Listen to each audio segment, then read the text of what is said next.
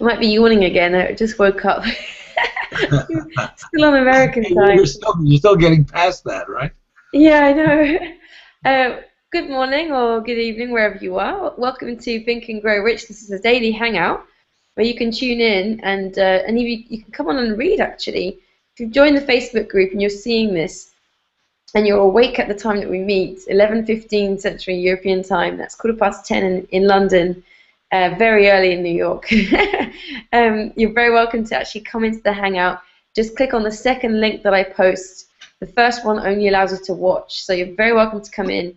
We're actually reading from lecture notes that Napoleon Hill did in the 1950s called Your Right to Riches, which are interesting because they kind of sum up the philosophy that he wrote about in Think and Grow Rich, but they also add in more of his personal experience. I personally find them quite fascinating. Good morning, Glenn. Good morning. So we've just running. Just introduce you, officially. So we're actually on page 16, I think. I was just looking at,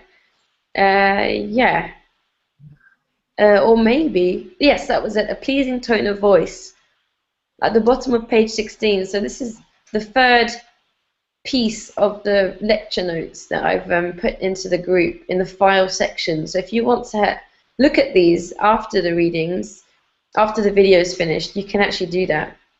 You can even save them to your computer. So basically, Napoleon's going through a bunch of things that helped him and that helped all the people that he interviewed, which was over 500 entrepreneurs, the most successful entrepreneurs on the planet about 100 years ago. So he's talked about going the extra mile, being flexible, and how someone like Frederick Roosevelt, FDR, was very flexible and made him a very successful president of America. And he gave the example of some presidents that kind of thought they knew it all, or weren't as flexible, and how they weren't really as successful. So now he's talking about a pleasing tone of voice. So this is where we need Tracy, or one of our regular contributors, who's a voice actor. But I know he's really busy right now. So no, I realized he's busy, and that's probably why he can't join us currently, right? Yeah, exactly. He's got a lot on his plate since we went to Charlotte. He was there too. So I can read again, or would you like to read, Glenn? I'll read, Sandy. Yay! Okay. Let me just see if I get my screen share working properly. Okay. And you know that, so basically the very last paragraph on page 16. Okay. Okay, so number 3, a pleasing tone of voice. There's an important thing that you can experiment with. A lot of people have harsh tones. They put that something into the tone of voice that irritates other people. Take any monotonous speaker, for instance, does not have personal magnetism, does not know how to give pitch and tone to his voice, and he will never get his audience, not in a million years, if he tried. If you're going to teach, or if you're going to lecture, or if you're going to do public speaking, or even in good conversation, you've got to learn to give a pleasant, pleasing tone to your tone of voice. If you can't do that now, you can do it by a little bit of practice, oftentimes by simply lowering your voice, not talking too loudly. You can give it that something that is pleasing to the ear. Napoleon didn't think that anybody can teach another person how to make his tone of voice pleasing. You have to do that yourself. You have to do it by experimenting, but first of all, before you do it, you have to feel pleasing. How could you use a pleasant tone of voice when you feel angry, for instance? Or when you didn't like a person that you were talking to? How could you do it? Well, you can, but it's not too effective unless you really feel inside of you the way you're expressing yourself. All of those things that are carefully studied techniques that you have to acquire if you're going to make yourself pleasing and consequently nothing will pay off better than to be pleasing in the eyes of other people. It's just one of those things that you can't get along without. Tolerance means an open mind on all subjects towards all people. An open mind, so I guess this is the next phase he's going to talk about here. An open mind, in other words, your mind is not closed against anybody or anything. You're always willing to hear the last word about anything. You'd be surprised at how few people in this world with open minds. Some of them are closed so tight you couldn't open them with a crowbar. You couldn't get a new idea in there if you tried. In order to have a pleasing mental attitude, you've got to have an open mind, because the very minute people find that you have prejudices that involve them and their understanding of religion, politics, economics, or anything else, the very minute they find out that you have a closed mind towards any of these things that affect them, they're going to back away from you. Do you have any idea why it is that Napoleon had followers of all religions in his classes and got along well with all of them? It's because to him they were all one brand. They were his fellow beings, his brothers and sisters. That's why he got along with them. Napoleon never thought in terms of what people believed politically, religiously, or economically. He thought of people in terms of what they were trying to do to better themselves and better somebody else. That's why he got along so well with people. He didn't used to do that. An open mind, what a marvelous thing it is to be able to be in possession of it so you can keep your mind open. If you don't keep it open, you're not going to learn very much. If you have a closed mind, you'll find that you'll miss out on a lot of information, a lot of facts that you need that you couldn't get without an open mind. And then sometimes it does to you inside to have your mind closed up against anybody or anything to say that you have the last word. That means you cease to grow. The very moment that you close your mind on any subject and say, that's the last word, I want no more information on it, then you cease to grow. A keen sense of humor. You have to have a disposition. If you don't have it, you have to cultivate it so that you can adjust yourself to all of these unpleasant things that come along in life without taking them too seriously.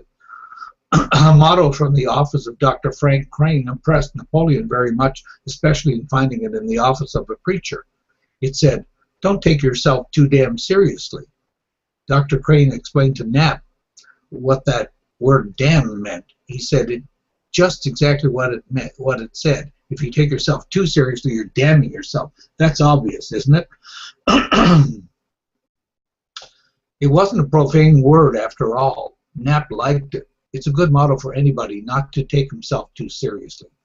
Incidentally, one of the finest tonics that you can take is to have a good laugh several times a day. If you don't have anything to laugh at, cook something up. You'd be surprised at how it will change the chemistry of your mind while you're doing it. If you've got troubles, they'll melt away and won't seem near as big as when you're laughing. When you're laughing as when you're crying. Keen sense of humor, what a marvelous thing it is. Next, the frankness of manner and speech, with discriminate control of the tongue at all times, based upon the habit of thinking before you speak. Most people don't do that. They speak first and regret afterwards. What a wonderful thing it is in your conversation, for instance, before you utter any kind of expression to anybody, figure out whether it's going to benefit that person that's listening or damage it, whether it's going to benefit you or damage you. If you just follow these two simple rules, half of the things that you say that you wish you hadn't said, you will never say them. If you do a little weighing and a little thinking before you open your mind and start speaking. There are a lot of people who set their mouths going and go off and leave them. And they forget what they said because they weren't there. Audience laughs.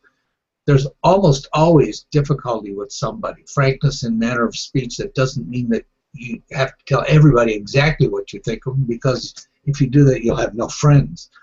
Frankness, not being evasive, not engaging in double talk. Nobody likes a double talker. Nobody likes a person who is always evasive and never expresses an opinion about anything.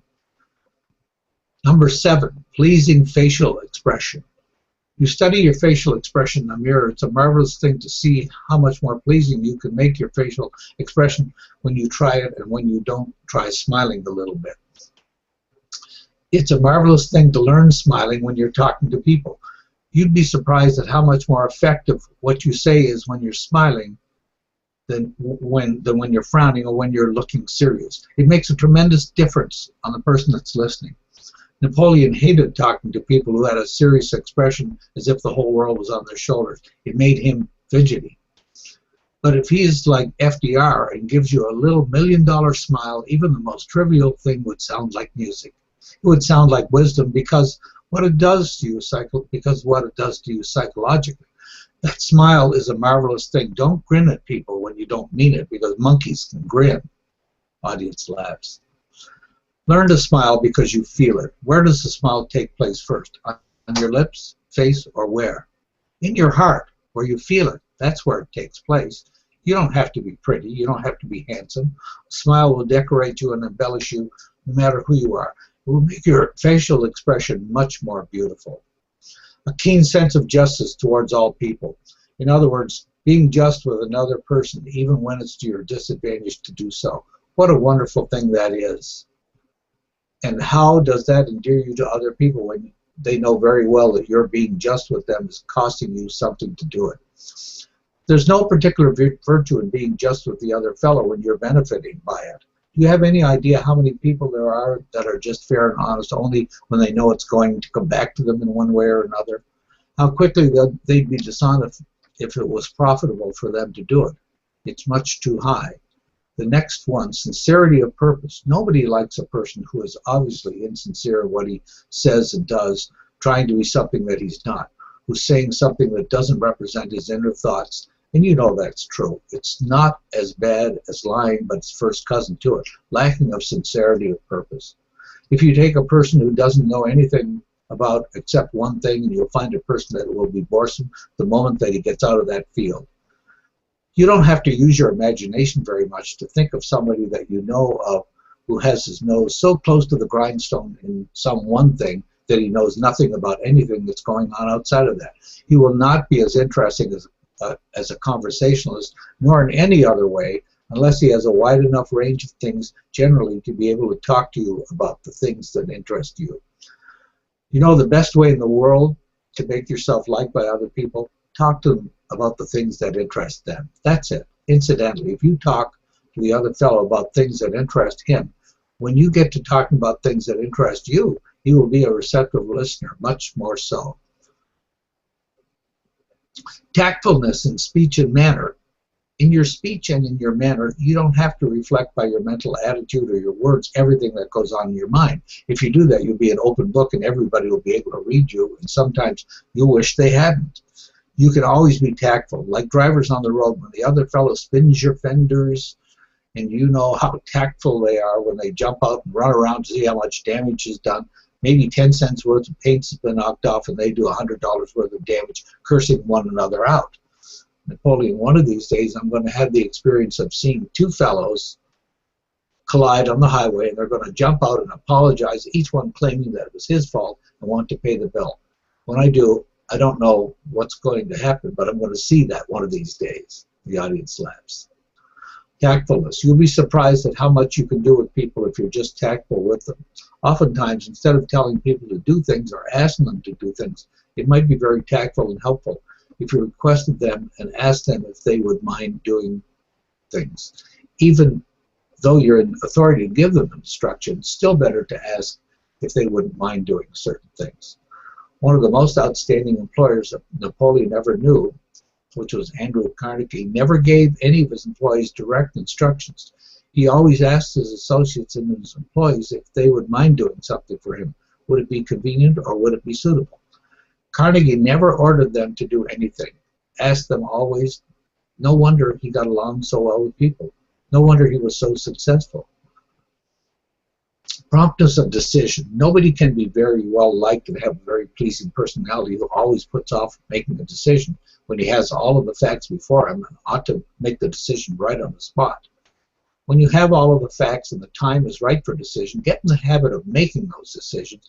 And if you make one that's wrong, you can always reverse it. Don't be too big or too little to reverse yourself when you find out that you should reverse yourself. There's a great advantage in being fair enough with yourself and with the other fellow to reverse yourself if you made the wrong decision. Faith in infinite intelligence. You know what your faith is there, and you should rate very high if you're following your religion, whatever it is. Faithfully, you should rate very high on that one. You'd be surprised how many people there are that give lip service to this question of faith and infinite intelligence, and don't do very much outside of lip service. This lip service is not so loud that you could hear it very far away. They don't indulge in outstanding acts backing up their alleged belief in infinite intelligence. An ounce of acts is worth 1,000,000 tons of good intentions. Just one act. Appropriateness of words. Free from... I think, sorry, Glenn, I think we can stop there. Do you reckon that's a good place to Yeah, I think so.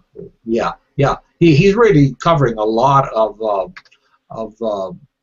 things that are tools, tips and tools, right? For Yeah, exactly. It's quite a broad spectrum. yeah, yeah, it is. It's really, and I think all of it is very wise and things that we can all work on every day, right? In our Yeah, you know. exactly. So I'm just going back over to recap for so basically he talked about having a pleasing tone of voice, um, being tolerant, having an open mind on things, and having like an open mind, an open attitude. Not being not discriminating against people. He talked about having a sense of humor. I like that. I do too. I do too. Finding things that make you laugh. Yeah, Chico does that for you every day, Sandy. Yeah, I know. Yeah, that's wonderful. Yeah. Actually, sometimes I found what I was doing when I lived, especially I lived up in the hills for 8 months, Yes. and sometimes I wouldn't see many people, because it was winter. I wouldn't go down to the village because it was really cold or whatever, and so I would, if I didn't speak to anyone that day, and usually I do, usually doing some kind of hangout or something, I would watch Ellen, or find funny videos on YouTube. Yeah, yeah, just to lift your spirits. To Right? find myself laughing because I think if you're not, it's not a good thing. Yeah, and then he also talked about being frank and honest with people, but thinking about what you're saying and how it will benefit others before you say it, and smiling in your heart, having a keen sense of justice, and being sincere about what you're actually doing. And oh yeah, and I like this. I found this so useful actually. Like talking to people about things that interest them. Yes. I've found this really interesting actually because I noticed, for example, like if you're going to a big event where you're going to be talking with a lot of people, networking with them. I used to go to these for my work as a campaigner, and I would talk to people about what we were campaigning about, or their work, their job. And when I started going to events about having an online business and sort of reaching the world through the internet, which like for example, the one that Tracy and I went to in Charlotte, Yeah. I realized that I had to change my approach a little bit because, I would go up to people and say things like, "Oh, thank you so much, you're so inspiring," or "I really enjoyed how you did this." Yes. And what I found is that when you do that, it's a bit hard to move beyond that. It's great to tell people, and I've always done this, naturally. I must be on like tons of testimonials because if I like something, I'll just tell someone immediately, and I've done that for years. But sometimes when you do that in person, it can be hard to sort of then keep talking to that person because you've kind of put them in this pedestal position. Oh, yeah. And someone that I met, someone who works with me, who's very good at networking with all kinds of people, she said that she wouldn't do that so much. She would actually find something totally not linked to their work to connect with them about. Yeah. And she's made some amazing friendships from doing that. So instead of saying to someone, "You're so amazing, thanks for everything you do," she'll say to them, "Oh, I see that you live in, this place. What are the mountains like there? Or do you go hiking up there very often?" Yeah. Especially if she knows they go hiking. And she knows the people she wants to meet at each thing she goes to. And I thought that was such a great thing, actually. Yeah, I think it is a very wise thing, Sandy, because what you're doing is really when you reach out to somebody like that in other than a pedestal things like you said there, you're really you're giving because you're expressing a a sincere interest in Yeah. another part of their being, of their what their life is. I think that's a very good observation. Yeah, and you're connecting with them as another human, like yeah, like you just said, as another human being. Um, and what you can do is you can always bring that like you can always bring that into the conversation later. And I think it depends because sometimes I've got really great advice from people from just thanking them for something. Sure. But I did notice it was hard to sort of just continue the conversation afterwards, without sounding like a groupie or something. Yeah. Sometimes people do it with me. I've noticed now, like having made a lot of videos and starting to have success with what I'm doing, like people would come up and do what I was doing with other people. It's really interesting. So I try and like steer the conversation to something else so that we can connect a bit more deeply. So that's something that when I heard you reading that out, I thought, yeah, that's good advice. Yeah. Yeah, good observation too. I think, and out of your own experience too, which I think is wonderful. Yeah, exactly. And are there any of these traits that you've noticed that you've developed over the years, or that you just do naturally? Well, an open mind, I think is a great thing because when if you're a truth seeker, and if you close your mind down, then you may not get close to the truth, right? Yeah. So Yeah, exactly. as you move forward in life, you want to grow, you want to continue to grow, and the way you grow is by having an open mind. And it's kind of trite, but they say an open mind is like a parachute. It's like a parachute because it works best when open. Right? Exactly. It's like a parachute. It works best when open. Yeah. I think you're a great example of that, Glenn, because, a lot of people that I've noticed as they get, um, as they pass on in years, they sort of tend to think that they know everything, they kind of stop learning new things, or I think they start to close their minds. And there was a line in a book that really got me thinking about that once, which is The Way of the Peaceful Warrior by Dan Millman, which is an amazing book. If anyone watching this now or later hasn't read that, I literally, that's one of the few books that I physically keep a copy of close to me at all times. And he says in that book that a lot of people, they think that as they get older that they're getting wiser. But he says, if you look around, then if that was true, then we would have everyone who was elderly would be extremely happy and blissful. And he says, but that's not true. And you just get more experience, but you don't necessarily get wiser. Right. And I think a good example of that, Sandy, is Bob Proctor. He just had his 80th birthday on July 5th. July 5th. Yeah. And when you see him interviewed or something like that, he acknowledges immediately that he doesn't know everything and that he's still growing. Yeah. 80, right? So exactly. You don't have to hang it up at any particular time in your life, right? You don't. No. That's why I think it's really inspiring to see you, learning how to work Google Hangouts and. This has been very, very fun. This has been a very. I'll have to send you how I actually stumbled into it. Sometime I'll write a little paragraph and send it to you personally.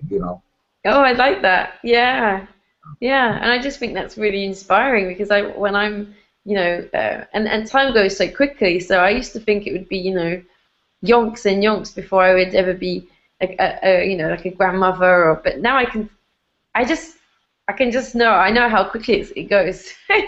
So I have a lot of respect. I think as you become more involved in life too, it does move faster, much faster. Yeah, it's like that saying, time flies when you're having fun. Yeah. And it's nice though at the end of the day, Sandy, to just say, I don't have enough time in the day, and I don't. I'm 72, and I don't have enough time in the day. You I know, love that. yeah, Yeah. I do too. You know, Yeah. Oh, I think that's really great because some people just kind of um, they stagnate a little bit, and I think this happens even at all ages. Actually, yes, yeah, I know a lot of people that don't read or don't do. In fact, whenever anyone says to me, "How did you get so many ideas for blogging or for videos or whatever?" I know they don't do any reading or they don't really listen to anything other yeah, than their own thought processes and the world around them. Because when you're doing what we do, reading from a book every day or listening to other people, watching videos, by Bob Proctor or whoever, right, you're constantly, I have too many ideas. I keep yeah, a notepad of them on my yeah. computer, and I don't get round to all of them sometimes It, until it's weeks it's later. food for the soul, food for the Yeah, soul, exactly. That's food for exactly the the way of soul. describing it. And I Yeah, think when you're feeding your soul all the time, you start to exude that, and doing a lot of what Napoleon speaks to in this passage, it starts to happen naturally because you just are open-minded. yeah. You're smiling because you're generally quite inspired, you know, and you're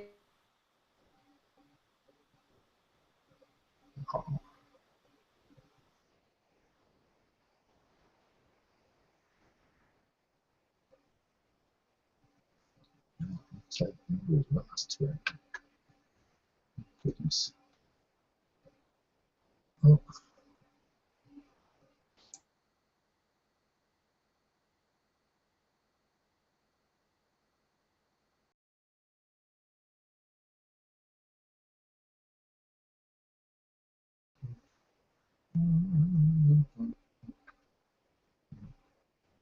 oh, looks like I need a connection.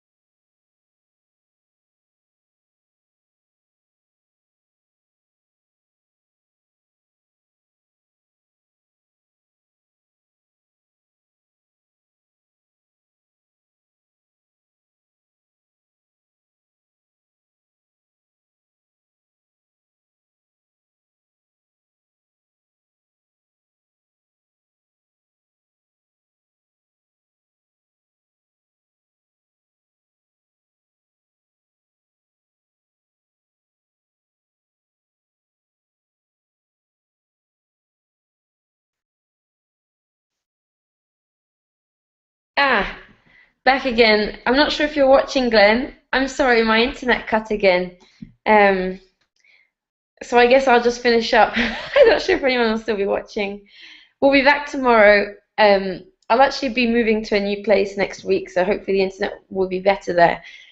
Sorry that it cut out, and have a great day, everyone. See you soon. Bye.